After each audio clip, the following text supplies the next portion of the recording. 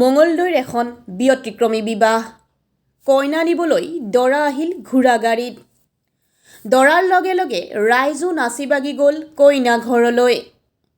ঘোঁৰা গাড়ীৰ ওপৰতে ৰাইজৰ লগতে দৰায়ো নাছিল এপাক।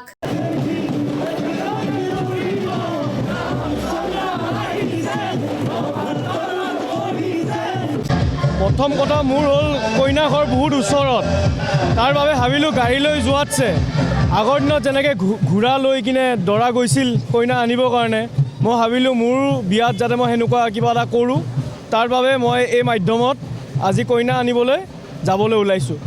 গাড়ী ঘোঁৰাটো আজিকালি চবেই নিয়ে, আমি সেইকাৰণে আজি নিজৰ ঘোঁৰা গাড়ী এখন ব্যৱস্থা কৰি তাতে আমি যাবলৈ সাজু হৈছোঁ। তাকে সেই পৰিৱেশটো আনিবলৈ চেষ্টা কৰা গৈছে আজি মোৰ বিয়াৰ জৰিয়তে। বাকী আৰু কি ক'ম, চবে ফূৰ্তি কৰি আছে, চবৰে ফূৰ্তিটো চায়ো ভাল লাগিছে, নিজে কৰিও ভাল লাগিছে, সেয়াই। পুৰণি দিনত ৰজাই ৰাণীক নিবলৈ অহা দি আহিছে, ঠিক তেনেদৰে মোকো নিবলৈ আহিছে মোৰ ৰজা। কেমেৰাৰ সন্মুখত কইনাই আনন্দতে কৈয়েই দিলে। পুৰণা কালত যেনেকৈ ৰজা নিজৰ ৰাণীক নিবলৈ ঘোঁৰাত আহিছিলে, তেনেকৈ আজিও মোৰ ৰজা মোক নিবলৈ ঘোঁৰাত আহিছে। মোৰ বহুত ভাল লাগিছে, সেয়াই আৰু। Thank you. মঙলৈ শান্তিপুৰৰ অৰ্ণৱ চান্দিলৈ মঙলদৈ কোঁৱৰ নগৰৰ ব্ৰিটিছা শৰ্মাক বিয়া কৰাবলৈ আহিল পোহৰেৰে সুসজ্জিত ঘোঁৰা গাড়ীত।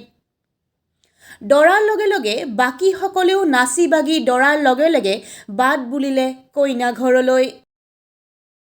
যান্ত্ৰিকতাৰ পৰা দূৰত থাকি পুৰণিকলীয়া ৰজাদিনীয়া নিয়মেৰে ঢোলে ডগৰে নাচি বাগি বিয়া হ'বলৈ অহা দৃশ্য ই সকলোকে অভিভূত কৰিলে।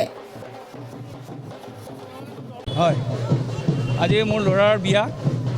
বিয়াৰ এতিয়া এটা মঙলদৈত আগতে এনেকুৱাকৈ অহা নাই। মই সন্ধান পাই এই পাৰ্টিটো মই যোৰহাটৰ পৰা লৈ আহিলোঁ। যিহেতু আমাৰ একেবাৰে ওচৰতে মোৰ কইনা, সেইকাৰণে ভাবিলোঁ কি এনেকৈয়ে মোৰ ল'ৰাক লৈ যায়, মোৰ বোৱাৰীজনীক লৈ আহোঁ।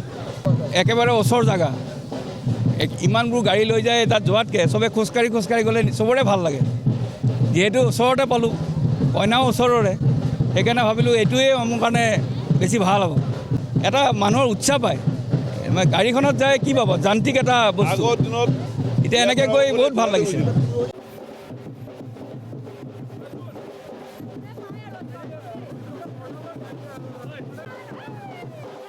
News desk report, Assam report.